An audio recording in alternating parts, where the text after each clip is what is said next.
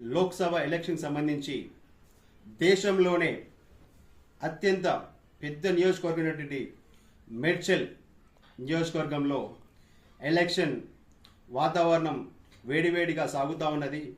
35 లక్షల మంది పైచులకు ఓటర్లు ఇక్కడ ఉన్నారు. ఇలాంటి నియోజకవర్గం మీద యావత్ దేశం కూడా ఈరోజు ఎదురు చూస్తూ ఉంది. ఈ యొక్క నియోజకవర్గంలో ఎవరిది గెలుపు అన్నది. ఇక్కడ ప్రధానంగా బీజేపీ పార్టీ నుంచి ఈటల రాజేందర్ గారు, అలాగే కాంగ్రెస్ నుంచి పట్నం సునీత మహేందర్ రెడ్డి గారు, బీఆర్ఎస్ నుంచి రాగిడి లక్ష్మారెడ్డి గారు పోటీ చేయబోతున్నారు.